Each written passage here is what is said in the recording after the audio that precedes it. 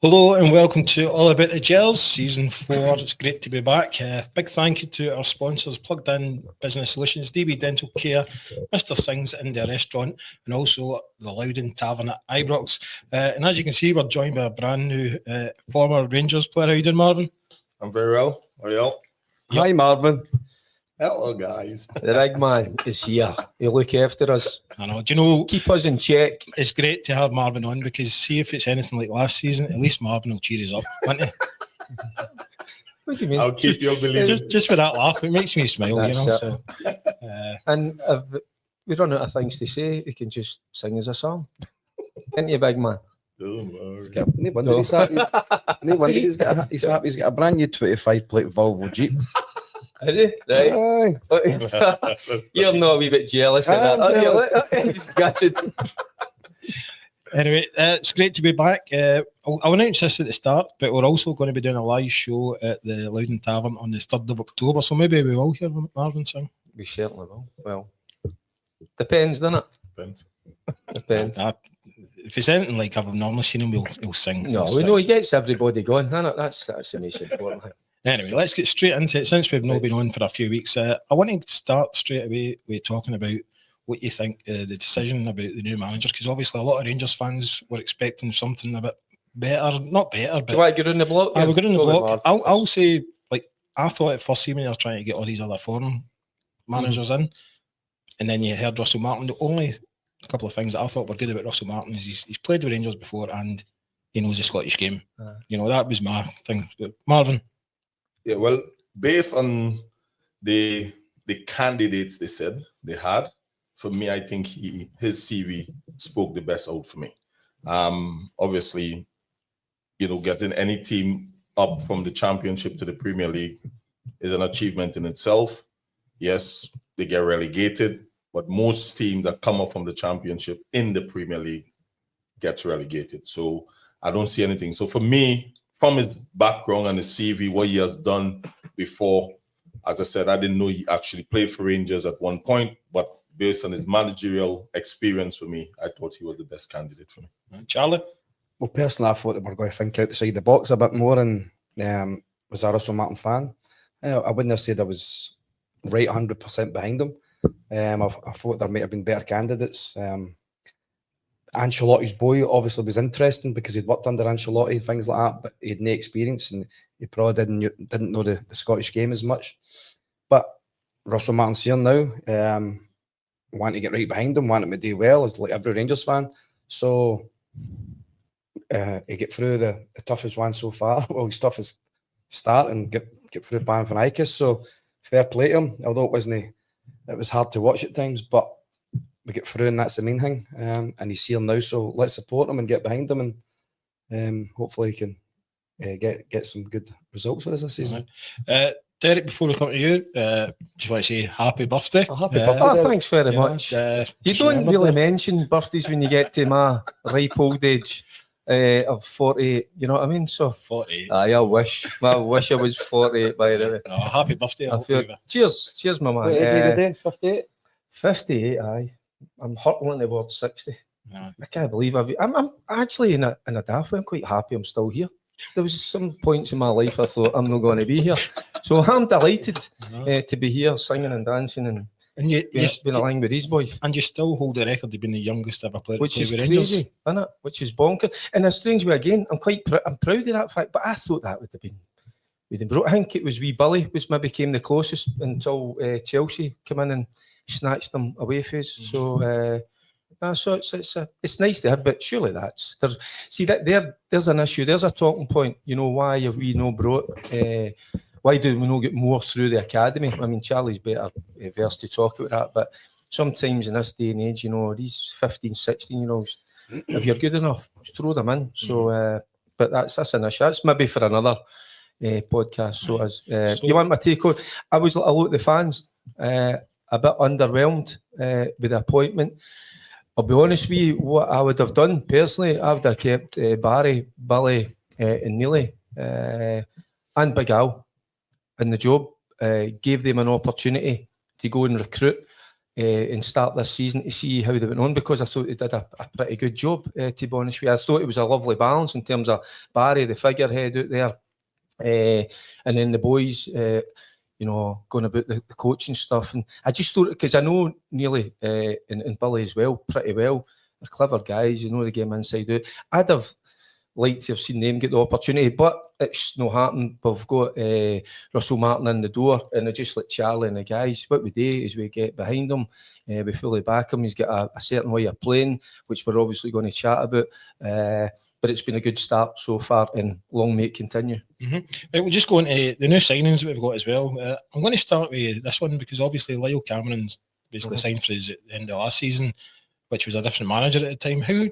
Charlie, how do you think he fits in? Do you know, is he part of the plans there or something? I've not really seen much of Lyle Cameron when he was at Dundee either, only when he played against Rangers, obviously, with Dundee, and he looked a decent player. I've heard good reports about him. But is he a Russell Martin type of player? That's the thing. I don't know if he is. He's obviously not started in any of the European games yet. So I want Scottish players in the team, and I would really like him to get a chance. But at the moment, he's no the looking in obviously the two big games so far. It's going to be difficult for him. I don't know if Marv will agree. If you look, that's probably our strongest department. You know, you look at Raskin, terrific, Diamondi, you've got Rodwell in there. So it's going to be difficult for Lyle. I've watched quite a lot of him over the last 2-3 years, and each year he's improved, and he'll improve again. Whether he's going to be a starter, I don't think so. But then when we come across injuries, suspensions, you know, I don't think he's a boy that would let us down. He's got a goal in him as well. Hits the box as well, Charlie. He's not just a dog or a sitting player. He's box to box, and he's got an eye for goal. Yeah, Marvin, I seen, I think it was Lyle Cameron who's saying, coming into a team like Rangers, he knows he needs to fight for a position. When you first came into Rangers, what was it like for you? Were you constantly having to fight for your position? Yeah, well, obviously you're coming in as if you want to use the word, a nobody. Nobody really know much about you. Obviously, you had to know about him playing for Dundee, and that's about it with his CV. But for him personally, obviously, within himself, he will believe I'm good enough to play for Rangers, which he should. He should have that mindset and that thing, but all about waiting for his opportunity. When his opportunity come, will he take it with both hands? And that's what I did. For me, obviously, the first 6 games when I signed for Rangers, I didn't start. I was on the bench. And then obviously, one game against Kilmarnock, Gaffer said, Marv, there's the opportunity. After that, I was in the starting lineup after that every game. And the one thing you wouldn't want to do is fight for your place with him. You wouldn't want to fight him, would you? There's only one outcome. He broke his own player's jaw. That guy broke your brother's jaw, remember? Oh, guy. No, he ran into me. He ran into you. He ran into the hang on, and you don't want to run into a man. You don't want to run into that guy. I played that game up at where was it? Who was the game? He did the goalie, remember? Up for a crossing, he did the goalie up at Harthill. The shots up at shots, and the ball's coming in for a corner, and the goalkeeper and him. The goalkeeper's running out for it, and all you hear is Marv. And next minute, him and the goalie at hospital. With Dish. Honestly, he came back with a bandage around his head, and I don't know if the goalkeeper survives yet. No help. But the thing for Lyle Cameron is, it's one of the ones when he gets his chances.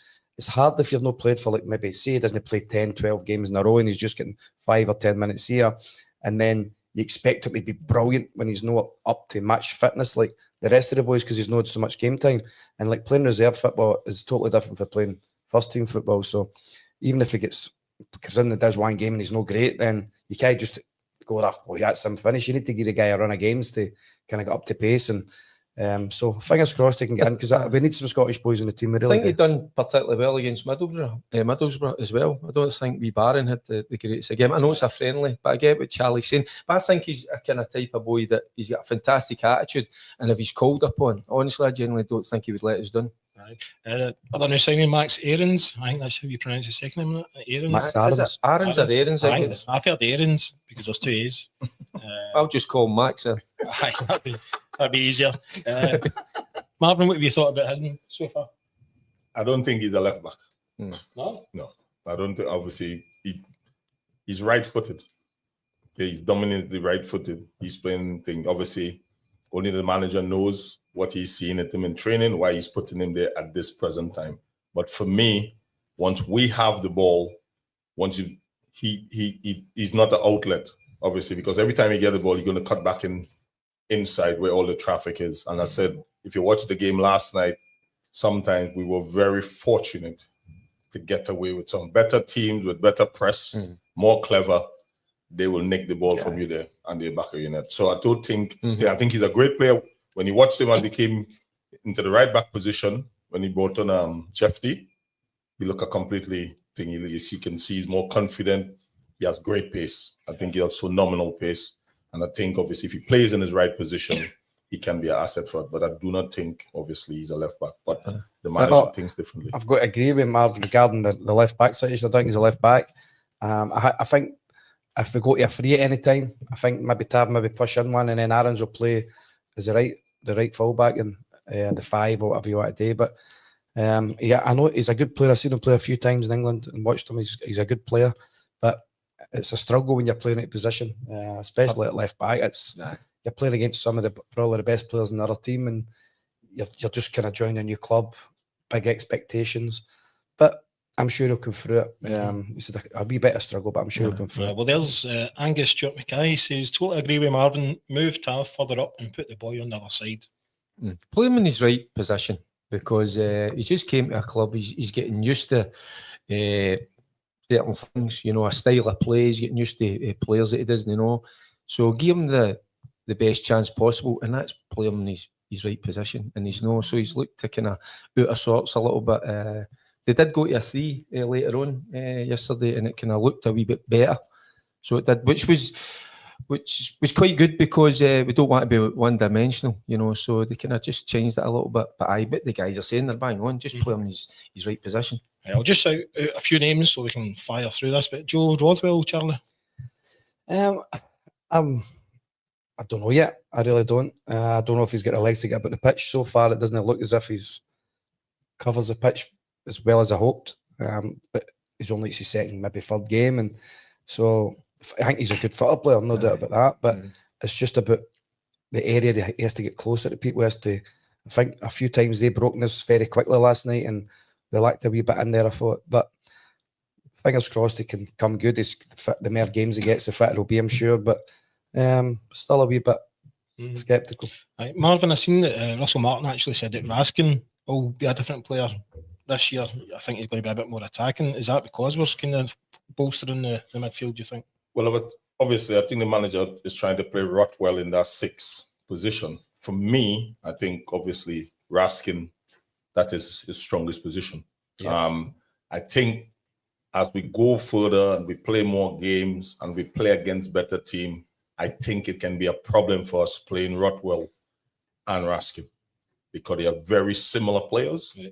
Understand? So I don't think we are getting the explosive of what, because we have 2 players doing the exact same job. And just as you said earlier, if he plays in that position, he covers that whole position because of his legs and his aggressiveness, and he goes forward when he need to and stuff. But as I said, only the manager know. He works with them every day. He's telling them a different plan.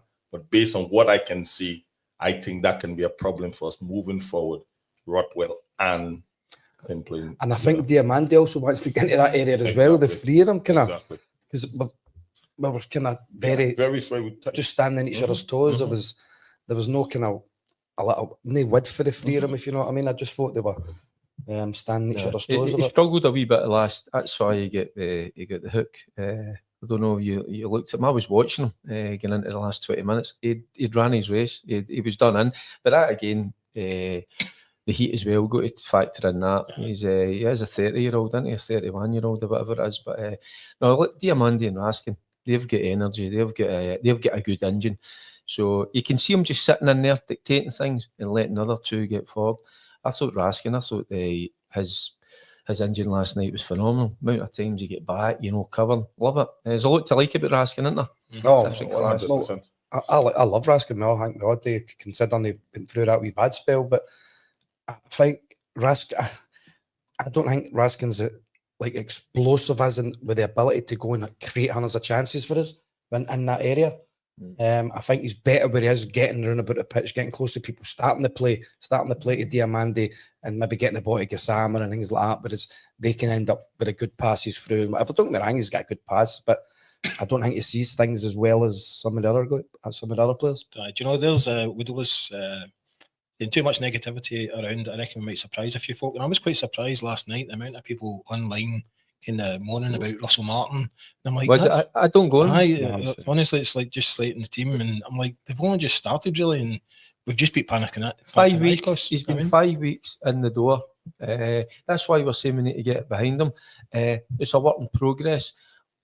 Sometimes you don't get the results when you're trying to figure out certain things that are getting a certain style.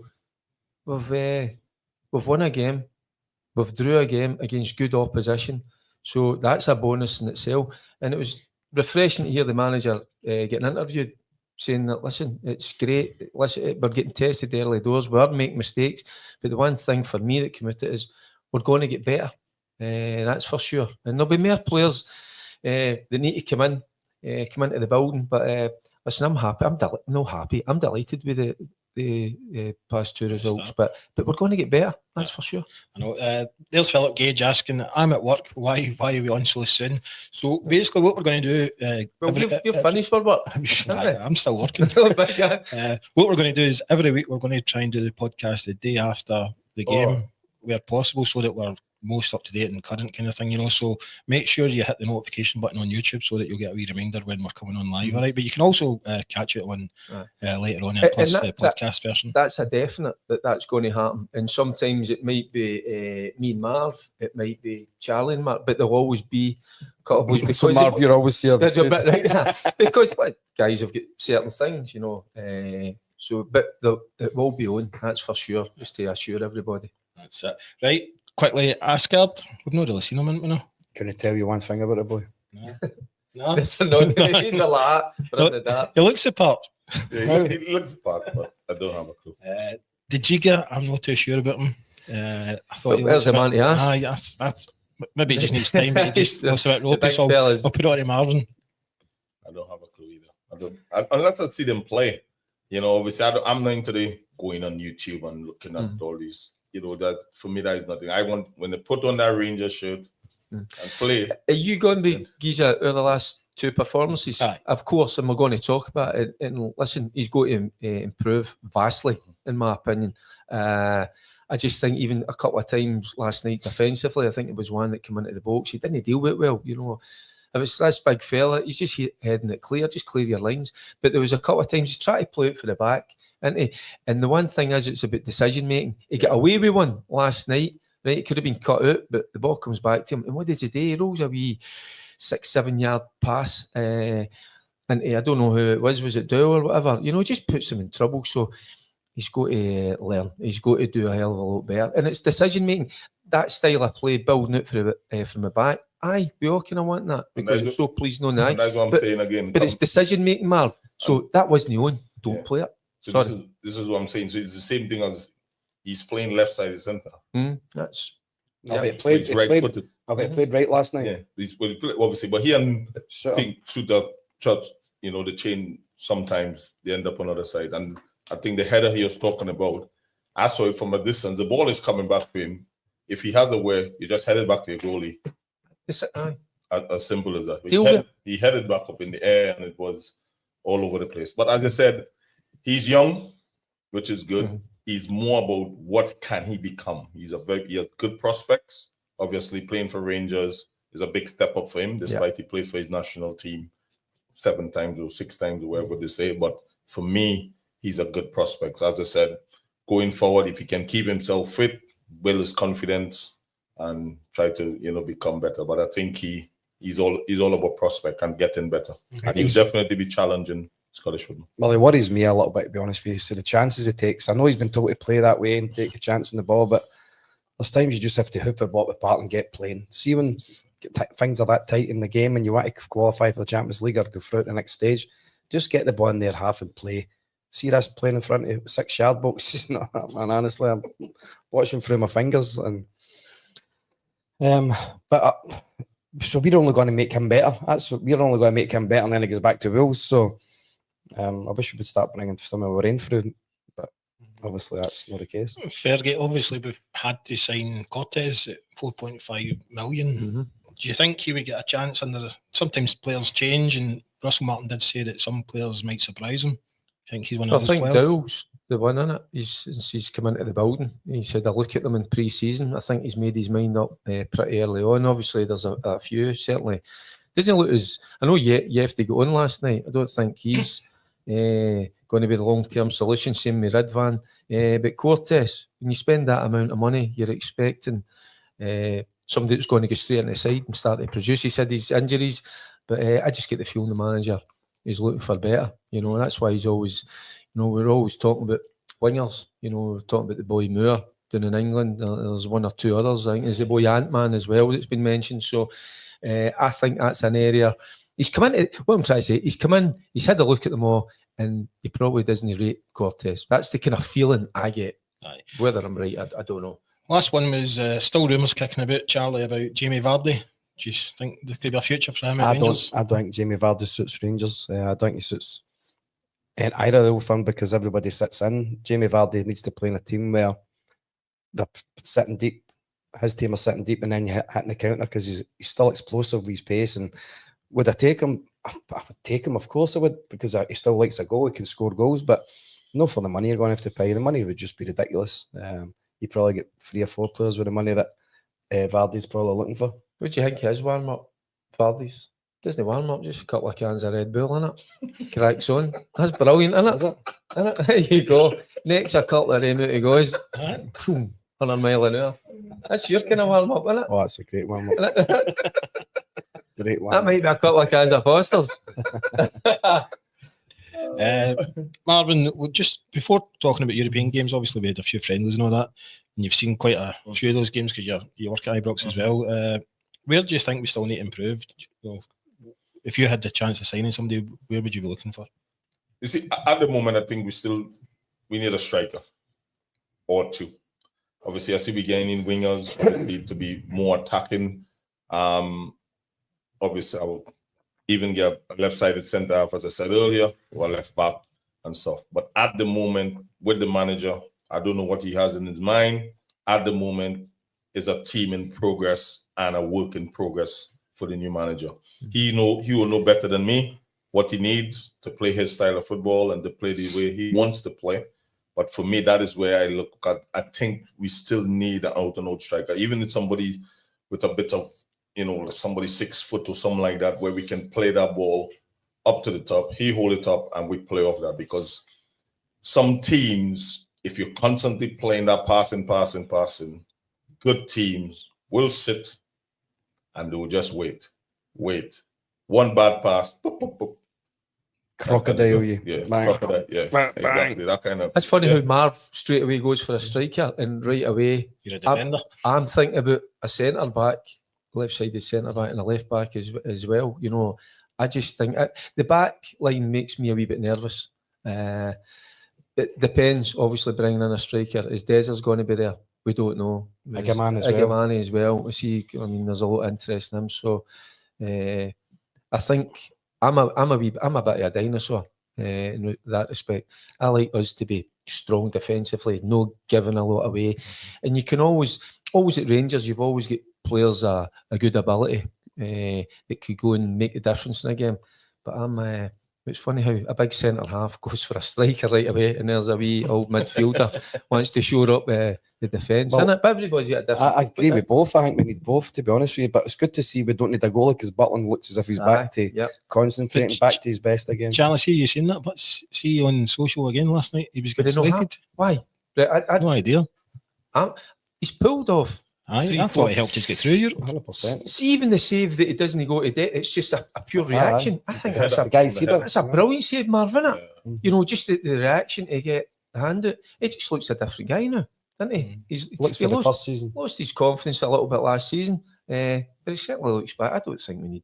And Kelly as well. Good keeper. Marvin, were you always a defender? Were you always a defender? I was a basketball player. Good basketball and cricket. always thought in my head I was gonna be a silky winger because I used to, I was fast when I was younger. So I thought it just, that push the ball and run kind of attitude. But no, but my coaches say, Marv, no. Kick the ball past the man. Exactly. Kick the ball past the man. Exactly. Cross it in me seat. But as I said, The next time you play one of the Legends games with Charlie, I want to see you playing in the wing. I'd love to see that. I tell you what, the fullback, wouldn't he? Imagine him running at you. He'd just be playing diagonal. Especially if he broke, he broke Barry's jaw. No, he broke his nose. He ran into me. I said, mate, you ran into me, bro. And obviously he broke his nose, and he was raging. 5-a-side in training on him. It's all right. He said it fixed. He said his nose job. He had it fixed and everything, but he ran into me. The same thing happened with obviously this boy for Celtic as well. Midfielder. He ran into you. Ran into me and split open his lip. Yeah. He does a bit of damage, doesn't he? He does. To human beings. I wouldn't mess him. Thing is, he's one of the nicest guys you can meet, aren't he? Right, let's talk about the European games. Obviously, we briefly talked a wee bit about them there, but I thought when the first seen that tie, I didn't think we were going to get through it, Charlie. I thought it would have been a struggle, but obviously because we've only 4 weeks in, and I think they had a similar team for they did last season, and I was a wee bit worried. But the first half, the first leg, I was thought, oh my word, this is a nightmare. And Butland saved us on maybe 3 or 4 occasions, and then the wee boy Finlay, Curtis, wee bit of skill, wee bit of bravery, goes and takes the boy. It gets a wee deflection, but that's what we needed. And then you get the boy sent off. It's a second foul, a second yellow card, of course it is. And the boy Gassama, I'm really excited about this guy, but I want Finlay Curtis to play as well. But Gassama's going to play in front of him, unfortunately. Aye. The opposition, we know they're a good side, but I'm delighted that they couldn't finish. You could have put, Charlie, you think a guy of him getting the chances that they had. I'd have put him out of the bar as well. No, you wouldn't. I would like They're in the pokey. I would like to sign that boy Palesti for him right enough. Because what you have in front of goals that probably, certainly, I don't know, I shouldn't be talking for Marvin, shouldn't I? He might break my nose. We didn't have that calmness, and that's what guys like that have in front of goal, and that's sometimes, they looked as if they panicked at times when they come in there, instead of having that confidence, that calmness, just to hit the target, but it just, they didn't have that. So, but I'm delighted. But the only other thing is, which is worrying, is the amount of chances that they carved out early 2 legs. Right. So that was a worry. No, but obviously we get Motherwell at the weekend, Marvin, first league game. I hope we don't go back to what happened before, winning Europe and then don't turn up at the weekend. Now, I think obviously the manager will do his homework, and obviously these are the games where, when you look at it in a nutshell, we lose the league last season outside of the Old Firm games. And if you win the league based on Old Firm games, we won the league. Or we beat Celtic twice last season, draw once, lose once. All the 17 points we have dropped is against the Motherwells, the Hibs, and all the other teams. So I'm sure the manager will know that, and going in there on Saturday to let the players know, yes, I think it's a tough start as it comes for you away from home. Motherwell, they always gives you a game there. They will be up for it. They have new players as well. So it's one of those games where, as I said, more about sifting out the opponents and just going there to get 3 points. Performance for me, it's just out the window. Ricki, there's a team talk right away. Against the lesser sides, we let ourselves down. So against Celtic, we come out victorious. So that's what we've got to take care of that. But I think we've got a good start. Motherwell away, it's difficult. They're all kind of difficult away. Then we've got Dundee at home, then St Mirren. But what will go in between that is the European games. But the guys have done all the hard work. They've done all the hard yards. They've done all the pre-season. Now the games are going to come thick and fast. So don't kind of think and go, they'll get a game every 2-3 days. Embrace it and look forward to it, because they'll just, I would imagine, I don't know how it works now, that they'll just be ticking out, and the guys are just looking forward to the games, and so get after a good start, because that's what's happened during the last few years. We've dropped points early doors, and we've seen Celtic starting to creep away, you know, or get away from us. So we've got to keep toe and toe. First 3 league games, and then we meet them. You know, so I think we're usually chasing our tail, as you I say. know. And I think there'll be a couple of changes Saturday. I think he has to kind of freshen up a bit, and then because that's how he's got a squad. There's a squad of players there that he's going to trust. There's some players that will know he doesn't fancy. He'll get rid. He try and get rid of him, try and get him out the door. But he has to use his squad, especially because it's like, as you say, game they'll every 3 days. So do you think that's why he was a wee bit annoyed in the Middlesbrough game? Because he spoke about the warm up. He says some of the boys were just going through the motions, and he will know that through the course of the season, you know, the guys, he's going to ask them to come in. You know, we were talking about Lyle Cameron early doors there. We're going to ask these boys to come in and help us out because, as we say, they're coming thick and fast. But I think that's why he was so disappointed, because they will get their opportunity, and once you get it, you've got to take it, of course. But so no, we're just going to look forward to these games. I'm just trying to think as a player, but I would go at so I've done all the hard work, all the running or whatever. It's just fun to look forward to the games. See, when I seen the fixture draw coming out, and we've got like the Old Firm quite early in the league. You know, it's like the end of August. Marvin, do you think with these extra games we're having to play in Europe, that this will maybe actually help us a bit better because we're kind of bonding together as a team before we come and play Celtic? Well, obviously, football is about momentum. You understand? You build up a momentum in the games in Europe and wherever the case. You say, speaking hypothetically, you win all those games. You'll be going into that Celtic game. Your confidence is through the roof.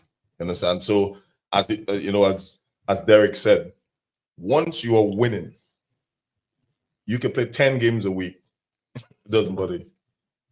No. It doesn't. Honestly, you would think to yourself, it's like you're not getting tired because you're just ticking over game, and you keep winning, and that's what happens, and that's what football is about: building that momentum where you think to yourself, we just can't lose.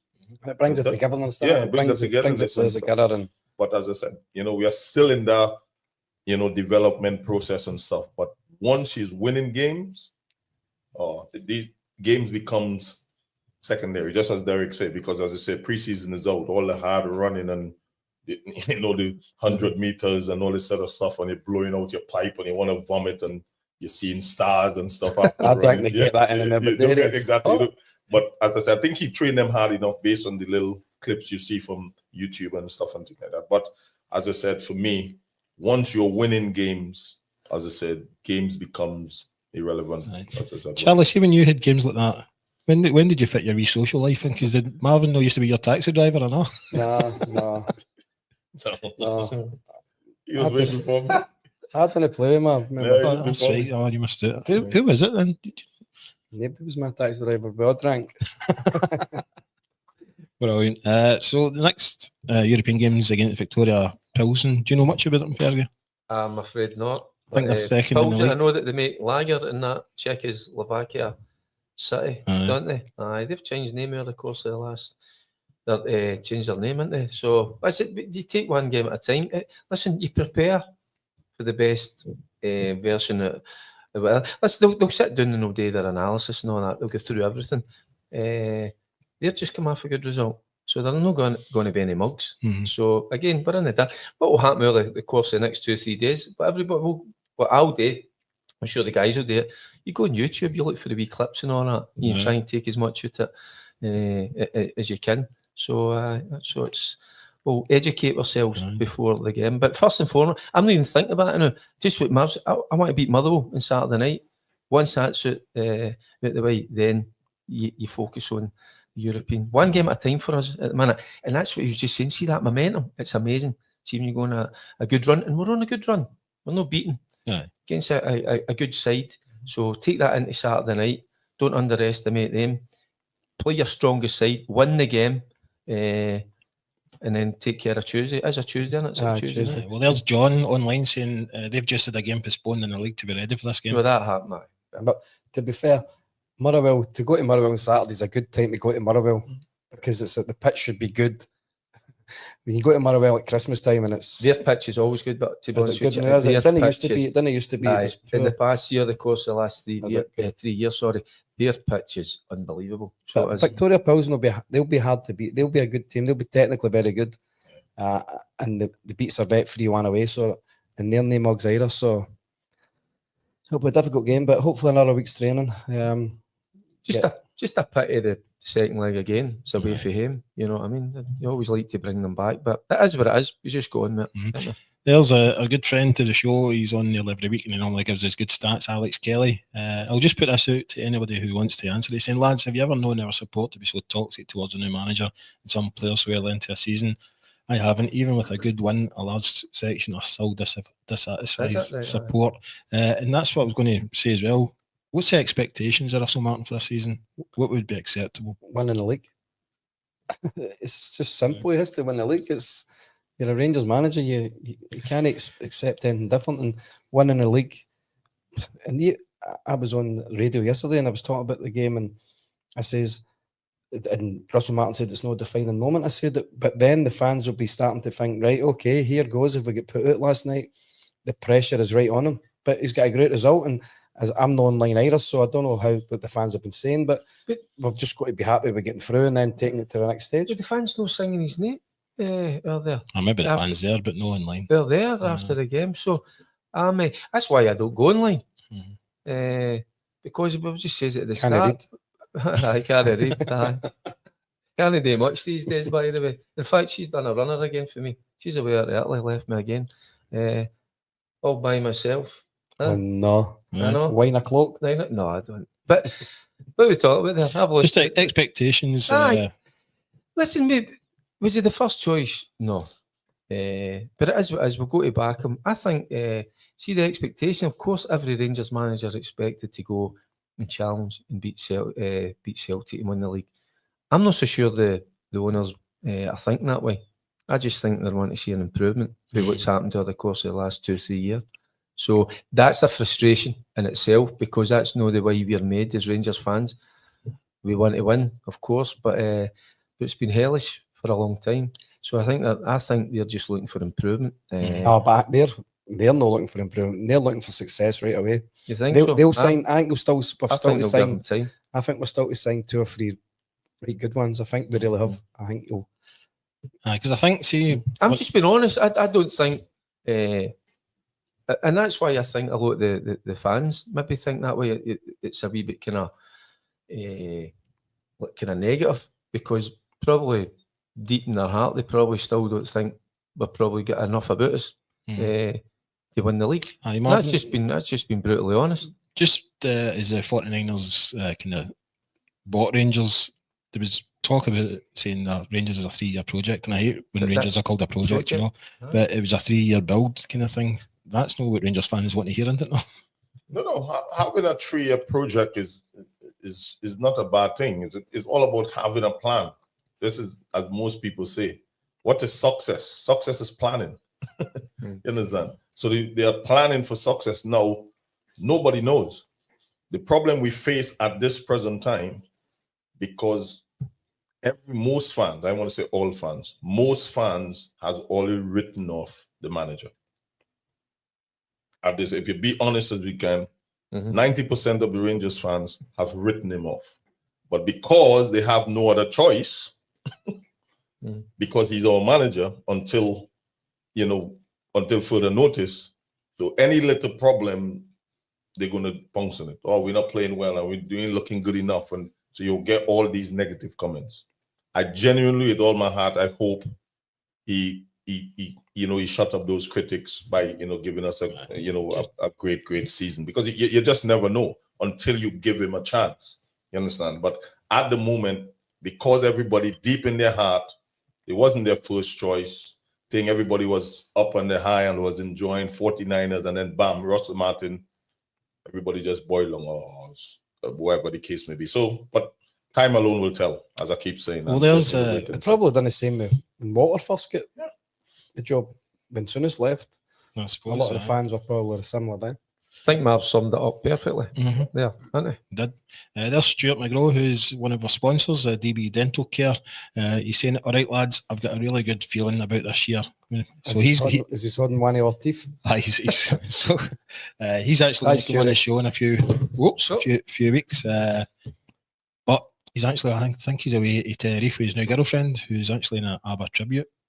Another new girlfriend. And obviously, like, Very me. I said She's to him, lovely. I said as long as it's not last time, because she was a darling. No, I said as long as it's not the one with the beard.